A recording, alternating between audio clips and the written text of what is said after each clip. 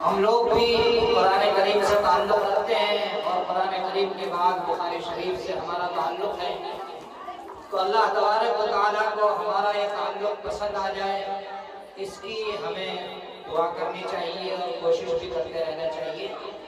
قرآن کریم سب سے اونچی کتاب، سب سے بڑی کتاب ہے۔ یہ رسول اکرم صلی اللہ علیہ وسلم پر نازل ہوئی اور 23 سال کے عرصے میں یہ کتاب مکمل ہوئی ہے۔ پوری دنیا کی ہدایت کا سامان قرآن کریم میں موجود ہے، لیکن قرآن کریم کے بہت سے اجزاء، بہت سے کلمات ایسے ہیں جن کو سمجھا نہیں جا سکتا، اس کی تشریح کی ضرورت ہے۔ تو خود اس کی تشریح جناب رسول اکرم صلی اللہ علیہ وسلم نے فرمائی ہے، اور انہی تشریحی الفاظ کا نام حدیث۔ آپ صلی اللہ علیہ وسلم نے جو بھی کچھ فرمایا ہے وہ سب قرآن کریم کی تفسیر ہے اور اللہ کے کلام کی تشریح ہے۔ چاہے وہ کسی بھی قسم کا عنوان ہو، وہ سارے عناوین اور وہ سارے علوم جو قرآن کریم میں بیان کیے گئے ہیں وہ حدیث شریف میں بھی بیان کیے گئے ہیں، احادیث ان کی تشریح ہے۔ قرآن کریم نے فرمایا ان هو الا وحی یوحی، کہ اللہ کے رسول صلی اللہ علیہ وسلم کی طرف وحی کی جاتی ہے۔ وہ وحی رسول اللہ صلی اللہ علیہ وسلم کبھی انہی الفاظ کے ساتھ جو الفاظ اللہ کی طرف سے آئے ہیں امت کے سامنے پیش کرتے ہیں، اور کبھی اپنے الفاظ کے ساتھ امت کے سامنے پیش کرتے ہیں۔ جو اللہ کا کلام آیا ہے وہ قرآن کریم کی شکل میں ہمارے سامنے موجود ہے، اور جو رسول اکرم صلی اللہ علیہ وسلم کا کلام ہے، آپ کے اقوال ہیں، آپ کے ارشادات ہیں اور آپ کے صفات ہیں، وہ سب احادیث کی شکل میں ہمارے سامنے موجود ہے۔ امام بخاری رحمۃ اللہ علیہ نے ایک عظیم الشان کام انجام دیا ہے۔ ان کو 6 لاکھ حدیثیں یاد تھی، بہت زبردست عالم تھے حضرت امام بخاری رحمۃ اللہ علیہ۔ 6 لاکھ حدیثیں ان کو یاد تھی۔ ان 6 لاکھ حدیثوں میں سے 4000 حدیثوں کا انتخاب کیا، اور وہ 4000 حدیثیں کسی ایک مضمون سے متعلق نہیں، بلکہ جتنے علوم قرآن کریم میں ہیں ان سب علوم کے متعلق وہ حدیثیں ہیں، اور وہ 4 حدیثیں الگ الگ عناوین کے متعلق اور الگ الگ مضامین کے متعلق امام بخاری رحمۃ اللہ علیہ نے بڑے اہتمام سے مرتب کی ہے۔ 6 لاکھ احادیث میں سے 4000 حدیثوں کا انتخاب کرنا یہ بڑا مشکل کام ہے، بہت ہی ریاضت کا کام ہے، بڑا مجاہدے کا کام ہے۔ اگر آپ کو 6 لاکھ روپے 10-10 کے نوٹ ہو، 20-20 کے نوٹ ہو، 50-50 کے نوٹ ہو، 100-100 کے نوٹ ہو، اور آپ کو کہا جائے کہ اس میں سے صاف ستھرے اور جس میں کوئی پین کی روشنائی نہ لگی ہوئی ہو، کوئی داغ دھبا نہ لگا ہوا ہو، ایسے 4000 نوٹ چھانٹ کر کے رکھے۔ اب ظاہر ہے کہ نوٹوں کی طرف آدمی کا دماغ بھی چلتا ہے، اور آدمی کو خوشی بھی ہوتی ہے، نوٹ ہاتھ میں رہتے ہیں، لیکن آپ کو بھی 6 لاکھ نوٹوں میں سے 4000 ایسے نوٹوں کا انتخاب کرنا جس میں کسی قسم کی کوتاہی نہ ہو، کسی قسم کی کوئی کمی نہ ہو، کسی قسم کا کوئی دھبا نہ ہو، کسی قسم کا کوئی داغ نہ ہو، ایسے 4000 نوٹوں کو منتخب کر کے اور گن کر کے لوگوں کے سامنے پیش کرنا کتنا بڑا مشکل کام ہے۔ یہ تو صرف نوٹوں کے اعتبار سے ہے، لیکن یہ حدیثوں کا کام، قرآن کریم کی علوم کا کام، حدیث کی علوم کا کام اتنا زبردست محنت طلب ہے کہ حضرت امام بخاری رحمۃ اللہ علیہ نے ایک ایک حدیث کی صحت کو پرکھنے کے لیے، حدیث صحیح ہے یا ضعیف ہے اس کو پرکھنے کے لیے مہینوں کوشش کی ہے۔ اور ایسا نہیں ہے کہ کسی ایک مدرسے میں بیٹھ کر کے انہوں نے کوشش کی ہو، محنت کی ہو، بلکہ ان کی تاریخوں میں لکھا ہے کہ انہوں نے ایک ایک حدیث کے لیے ایک مہینہ سفر طے کیا ہے۔ اور اس زمانے میں سفر کوئی ہوائی جہاز کا نہیں ہوتا تھا، ٹرینوں کا نہیں ہوتا تھا، بسوں کا نہیں ہوتا تھا، بلکہ بسا اوقات پیدل سفر کرنا ہوتا تھا اور کبھی اونٹوں سے سفر کرنا ہوتا تھا۔ امام بخاری رحمۃ اللہ علیہ نے اتنی محنتوں کے ساتھ یہ عظیم کام مرتب کیا، 4000 حدیثیں مرتب کی ہیں، اور اس کے لیے اتنا اہتمام فرمایا کہ ہر پہلے غسل فرماتے تھے، پھر 2 رکعت نماز پڑھا کرتے تھے، اور پھر جنت ریاض الجنہ میں بیٹھ کر کے حضور اکرم صلی اللہ علیہ وسلم کے روضہ مبارک میں بیٹھ کر کے غور و فکر کیا کرتے تھے، تب وہ حدیثیں لکھا کرتے تھے۔ اتنی کوششوں کے بعد جب کوئی کام سامنے آئے گا، ظاہر ہے کہ وہ اللہ تعالیٰ کو بے انتہا مقبول ہوگا۔ اس لیے یہ کتاب اللہ کو اور اللہ کے رسول صلی اللہ علیہ وسلم کو اور زمانے کے تمام علماء کو پسند آئی، اور اس وقت سے لے کر یہ کتاب بے شمار لوگوں کے درمیان مقبول رہی ہے اور پڑھی جاتی رہی ہے، لوگ اس کی طرف توجہ دیتے رہے ہیں۔ خود حضور اکرم صلی اللہ علیہ وسلم بھی اس کی طرف توجہ فرمایا کرتے تھے۔ ابو زید مرودی ایک محدث ہیں، وہ حضرت امام شافعی رحمۃ اللہ علیہ کی کتاب پڑھایا کرتے تھے۔ وہ ایک مرتبہ مسجد حرام میں طواف کرنے کے بعد تھکن ہو گئی، لیٹ گئے، تھوڑی دیر نیند آئی تو رسول اکرم صلی اللہ علیہ وسلم کی خواب میں زیارت ہوئی، تو آپ نے فرمایا ابو زید تم کب تک امام شافعی رحمۃ اللہ علیہ کی کتاب پڑھاتے رہو گے، ہماری کتاب کب پڑھاؤ گے؟ انہوں نے اچنبھے سے پوچھا اور حیرت ناک ہو کر ہمیں پوچھا کہ حضرت آپ کی کتاب کون سی ہے؟ تو فرمایا کہ میری کتاب وہی ہے جس کو محمد بن اسماعیل امام بخاری رحمۃ اللہ علیہ نے ترتیب دیا ہے۔ اس سے پتہ چلا کہ اس کتاب سے رسول اللہ صلی اللہ علیہ وسلم کو اتنا تعلق ہے، اور یہ کتاب آپ کو اتنی محبوب ہے کہ لوگوں کو اس کی تلقین کر رہے ہیں کہ تم اس کتاب کو پڑھاؤ، اس کتاب سے تعلق قائم کرو۔ تو ہم لوگوں کو اللہ تبارک و تعالیٰ نے بغیر کسی طلب کے اس مقام تک پہنچایا، اور بغیر کسی ریاضت اور مجاہدے کے اس مقام تک پہنچایا کہ آج ہمارے ہاتھوں میں اور ہماری نگاہوں کے سامنے یہ عظیم الشان کتاب بخاری شریف ہے۔ اس کی قدر کرنی چاہیے، محبت کے ساتھ، احترام کے ساتھ اس کو پڑھنا چاہیے۔ اس کتاب کا ایک طویل نام ہے، یوں تو عوام لوگ اس کو بخاری شریف کہتے ہیں، اور اس نام سے یہ کتاب جانی بھی جاتی ہے، لیکن یہ نام عام لوگوں کے لیے، پڑھنے والوں کے لیے اور علماء کے لیے اس کا پورا نام یاد رکھنا ضروری ہے۔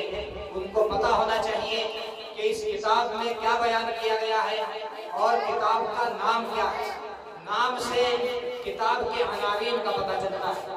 اس کتاب کا نام علامہ ابن حجر عسقلانی رحمۃ اللہ علیہ نے یہ لکھا ہے، الجامع المسند الصحیح المختصر من امور رسول اللہ صلی اللہ علیہ وسلم وسننہ وایامہ۔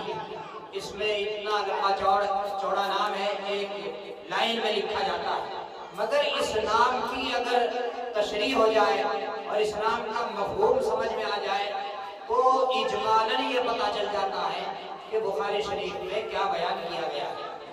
تو اس میں پہلا لفظ آیا ہے الجامع۔ الجامع اس کتاب کو کہا جاتا ہے جس میں حدیث کے 8 علوم کو بیان کیا گیا۔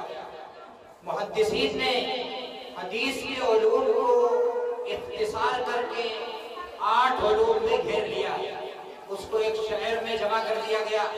سیر، آداب و تفسیر و عقائد، فتن، اشراط و احکام و مناقب، یعنی اس کتاب میں سیرت کی بھی بحث ہوگی، ادب کی بھی بحث ہوگی، تفسیر کی بھی بحث ہوگی، عقائد اور عقیدے کی بھی بحث ہوگی، فتن کو بھی بیان کیا جائے گا، علامات قیامت کو بھی بیان کیا جائے گا، احکام کو بھی بیان کیا جائے گا، اور اسی طریقے سے فضائل انبیاء اور فضائل صحابہ کو بھی بیان کیا جائے گا۔ یہ 8 علوم ہیں جس کتاب میں یہ بیان کیے جاتے ہیں، اس کتاب کو الجامع کہا جاتا ہے۔ تو امام بخاری رحمۃ اللہ علیہ نے اپنی کتاب کے نام میں الجامع استعمال فرمایا۔ اس سے پتہ چلا کہ بخاری شریف میں یہ 8 علوم بیان کیے گئے ہیں۔ دوسرا لفظ ہے المسند۔ المسند کا ترجمہ ہوتا ہے باسند حدیثیں، سند کے ساتھ حدیثیں اس کتاب میں پیش کی گئی ہیں۔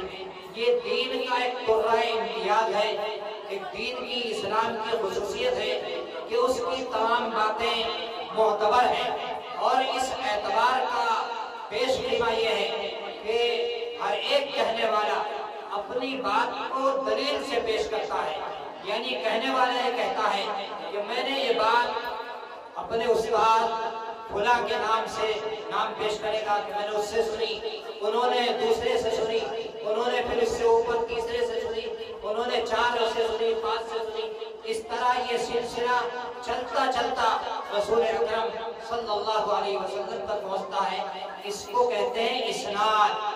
علامہ عبداللہ ابن مبارک رحمۃ اللہ علیہ کا قول ہے کہ الاسناد من الدین، اسناد دین کا حصہ ہے، سند دین کا ایک جز ہے۔ لولا الاسناد، اگر اسناد نہ ہوتی، سند نہ ہوتی، لقال من شاء ما شاء، تو جو چاہے آدمی کہہ دیا کرتا اور جو چاہے بول دیا کرتا۔ اس لیے سند کی بڑی اہمیت ہے، اور یہ دین اسلام کی خصوصیت ہے کہ اس کے تمام مسائل سند کے ساتھ ملیں گے، تمام حدیثیں سند کے ساتھ ملیں گی۔ چنانچہ اگر کسی سند میں ہلکا سا بھی ضعف ہوتا ہے، ہلکی سی بھی کمزوری ہوتی ہے، تو امام بخاری رحمۃ اللہ علیہ اس راوی کی حدیث کو پیش نہیں کرتے۔ اتنی چھان پھٹک کر کے امام بخاری رحمۃ اللہ علیہ نے یہ کتاب ہمارے سامنے پیش کی ہے، اور ان سے لے کر رسول اکرم صلی اللہ علیہ وسلم تک جتنے راوی ہیں سب کے احوال انہوں نے دریافت فرمائے۔ جس کی حالت صحیح نکلی، کسی قسم کے اس کے تقوی میں کوئی کمی نہیں، اس کی زندگی میں کوئی کمی نہیں، تب جا کر کے اس کی حدیث کو لیا۔ اور اگر کسی آدمی کی زندگی میں بددیانتی نظر آئی، خیانت نظر آئی، تو امام بخاری رحمۃ اللہ علیہ نے اس کی حدیث کو نہیں لیا۔ تیسرا لفظ ہے المختصر۔ مختصر کا مطلب یہ ہے کہ اس حدیث کی کتاب میں ساری حدیثیں نہیں آ گئی، بلکہ 6 لاکھ حدیثوں میں سے صرف 4000 حدیثیں ہیں۔ مکررات کو اگر شامل کیا جائے تو 9082 حدیثیں ہوتی ہیں جو پوری بخاری شریف میں آئی ہیں، لیکن ان میں کچھ مکررات ہیں اور کچھ معلقات ہیں۔ ان کو ختم کرنے کے بعد صرف 4000 تعداد بچتی ہے۔ بخاری شریف میں گنتی بھی بعض کتابوں میں لگی ہوئی ہے۔ اور ایک چوتھا لفظ ہے الصحیح۔ صحیح کا مطلب یہ ہے کہ اس کتاب میں ضعیف حدیثیں نہیں ہیں بلکہ صحیح حدیثیں ہیں۔ من امور رسول اللہ صلی اللہ علیہ وسلم کا مطلب ہے کہ رسول اللہ صلی اللہ علیہ وسلم کی احادیث میں سے ہم نے صحیح حدیثیں، مختصر حدیثیں اور سند کے ساتھ حدیثیں اور تمام علوم کے متعلق حدیثیں اس کتاب میں جمع کی ہیں۔ پھر اگلا لفظ آیا وَسُنَنِهِ وَأَيَّامِهِ، خاص طور سے سنت کی حدیثیں اس میں جمع کی گئی ہیں۔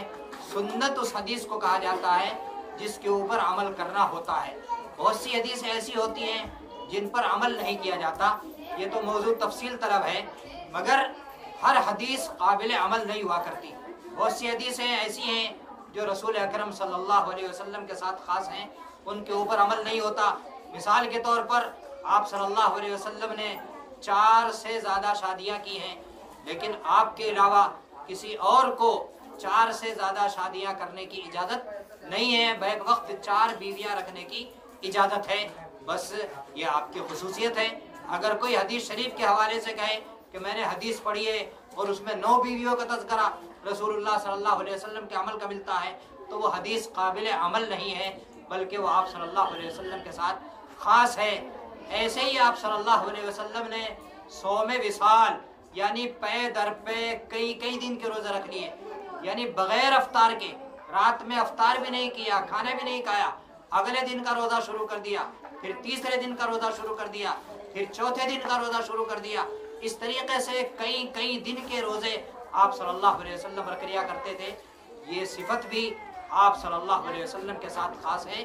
امت کو صوم وصال رکھنے کی اجازت نہیں ہے، یعنی اس طریقے سے وہ روزے نہیں رکھ سکتا ہے کہ پے در پے اس طرح روزہ رکھتا چلا جائے کہ بیچ میں افطار بھی نہ کرے۔ ہاں، ایسا کرنے کی اجازت ہے کہ ایک دن روزہ رکھ لے اور ایک دن نہ رکھے، یا بہت سے لوگ روزانہ بھی روزہ رکھتے ہیں مگر ان کو شام کے لیے شام کو افطار کرنا اور دن میں کھانا پینا ان کے لیے ضروری ہے۔ تو یہ حدیثیں ایسی ہیں جو آپ صلی اللہ علیہ وسلم کے ساتھ خاص ہیں، یہ قابل عمل نہیں ہے۔ تو سنن ہی سے مراد یہ ہے کہ قابل عمل حدیثیں بھی اس میں بیان کی گئی ہیں۔ اور آخری لفظ ہے ایام، یعنی ایام سے مراد ہے بڑے بڑے واقعات جیسے کہ جنگ بدر ہوئی، جنگ احد ہوئی اور فرعون غرقیاب ہو گیا، اس قسم کے بڑے بڑے واقعات جو ہیں وہ رسول اکرم صلی اللہ علیہ وسلم کی زندگی میں ملتے ہیں اور آپ کی حدیثوں میں ملتے ہیں، تو ان کو ایام سے تعبیر کیا جاتا ہے۔ تو جو بخاری شریف کا ایک طویل نام ہے، اس کا مفہوم سامنے آ جانے کے بعد ہمیں پتہ چلتا ہے کہ بخاری شریف میں یہ سب باتیں بیان کی گئی ہیں۔ امام بخاری رحمۃ اللہ علیہ نے اپنی کتاب کا آغاز کتاب الایمان سے فرمایا ہے، مگر کتاب الایمان سے پہلے وحی کا باب لے آئے ہیں۔ یہ وحی کا باب بطور تمہید ہے، یعنی یہ بتلانا ہے کہ ایمان بھی وہی معتبر ہے جو وحی کی روشنی میں آیا اور جس کی وحی میں تاکید کی گئی ہو۔ وحی اللہ تبارک و تعالیٰ کی طرف سے پیغام ہے جو رسول اکرم صلی اللہ علیہ وسلم کی طرف آتا ہے، حضرت جبریل امین علیہ السلام کے حوالے سے آتا ہے، ان کے واسطے سے آتا ہے، اور یہ اسی طریقے سے بغیر کسی واسطے کے رسول اللہ صلی اللہ علیہ وسلم کے قلب مبارک پر الہام کر دیا جاتا ہے، القاء کر دیا جاتا ہے، یا ایسے ہی اللہ کی طرف سے وحی آتی ہے، گھنٹی کی شکل میں آیا کرتی ہے، یا کوئی فرشتہ لے کر آیا جاتا ہے۔ تو یہ تمام قسمیں وحی کی ہیں۔ تو یہ وحی بنیاد ہے تمام علوم کی، تمام عقیدوں کی اور تمام دینی باتوں کی۔ اس لیے امام بخاری رحمۃ اللہ علیہ نے اپنی کتاب کا آغاز وحی سے فرمایا، اور وحی میں پھر پہلی حدیث شریف بیان کی ہے انما الاعمال بالنیات۔ بخاری شریف میں کیا، مشکات شریف میں بھی اسی حدیث شریف سے آغاز کیا گیا ہے۔ اس کا منشا یہ ہے کہ ہر کام نیت ہی کے ساتھ اس کا اعتبار ہوتا ہے۔ کوئی کتنا ہی بڑا کام ہو، عظیم الشان کام ہو، حدیث پڑھنا پڑھانا کتنا بڑا کام ہے، حدیثوں کو لکھنا کتنا بڑا کام ہے، یہ اتنے بڑے کام بھی بغیر نیت کے معتبر نہیں ہیں۔ ان کے اوپر اگر ثواب ملے گا تو نیت سے ملے گا۔ آدمی کو اللہ کو راضی کرنے کی نیت کرنی چاہیے کہ اللہ میں تیرا علم پڑھ رہا ہوں، مجھے تیری رضا چاہیے، تو مجھ سے راضی ہو جائے، تو نے پڑھنے کا حکم دیا ہے اس لیے میں پڑھ رہا ہوں، تو نے عمل کرنے کا حکم دیا ہے اس لیے میں عمل کی نیت سے علم حاصل کر رہا ہوں۔ یہ نیتیں اگر ہوں گی تو انشاءاللہ ثواب ملے گا اور ہمارا علم قابل قبول ہوگا۔ اور اگر نیت صحیح نہیں ہے تو چاہے بڑے سے بڑا کام ہو، پہاڑ جیسا کام ہو، تو وہ قابل اعتبار نہیں ہے اور اللہ کو وہ پسندیدہ نہیں ہے۔ بہت سا بڑا کام جو پہاڑوں کے برابر ہوتا ہے مگر نیت کی وجہ سے سب بیکار ہو جاتا ہے، اور بہت سی مرتبہ بہت چھوٹا کام نیت اس میں صحیح ہے تو اللہ تبارک و تعالیٰ اس کو پہاڑ جیسا بنا دیا کرتے ہیں۔ اب چونکہ گرمی بھی بہت زیادہ ہے اور آپ لوگ بھی بہت دیر سے صبح سے بیٹھے ہوئے ہیں، اس لیے اسی پر کلام کا اکتفا کیا جاتا ہے۔ حدیث شریف میں یہی بات بیان کی گئی۔ حضرت عمر فاروق رضی اللہ تعالیٰ عنہ فرماتے ہیں کہ منبر رسول صلی اللہ علیہ وسلم پر رسول اللہ صلی اللہ علیہ وسلم بیٹھے ہوئے تھے تو آپ نے فرمایا انما الاعمال بالنیات، کہ اعمال کا دار و مدار نیتوں کے اوپر ہے۔ وانما لامرئ ما نوى، اور انسان کے لیے وہی کام آئے گا جو اس نے نیت کی ہے۔ فمن كانت هجرته الى دنیا يصيبها او الى امرأة ينكحها فهجرته الى ما هاجر اليه۔ اگر کسی آدمی کی ہجرت جو ایک بڑا عظیم الشان عمل ہے دنیا کے لیے ہوگی تو وہ اس کے دنیا اسے مل جائے گی، یعنی دنیا کے لیے کام کیا دنیا میں اس کا فائدہ ہو جائے گا۔ مثال کے طور پر کوئی آدمی تجارت کرنے کے لیے ہجرت کر رہا ہے تو تجارت میں اس کو نفع مل جائے گا، لیکن اگر کوئی آدمی کسی عورت سے شادی کرنے کے لیے ہجرت کر رہا ہے ينكحها، وہ اس سے نکاح کرتا ہے تو یہ کام دنیا میں اس کے ہو جائے گا، لیکن ان کا ہجرت کرنا بس اسی کام کے لیے ہے جس کے لیے انہوں نے ہجرت کی ہے۔ لیکن اگر انہوں نے ہجرت دین کی سربلندی کے لیے کی، اللہ کی رضا کے لیے کی، تو پھر یہ اتنا بڑا عمل ہے کہ اس کو مہاجر کہا جائے گا، اور مہاجرین کی تعریف والمہاجرون الاولون کے ساتھ قرآن کریم میں آئی ہے، اور ان کے لیے رضی اللہ عنہم ورضوا عنہ کا خطاب آیا ہے کہ اللہ ان سے راضی ہو گیا ہے۔ تو یہ حدیث شریف یہ بتاتی ہے کہ کوئی بھی بڑا کام ہو اس کو نیک نیتی کے ساتھ کرنا چاہیے۔ اللہ تبارک و تعالی ہم سب کو بھی اپنے اعمال درست کرنے کی توفیق عطا فرمائے۔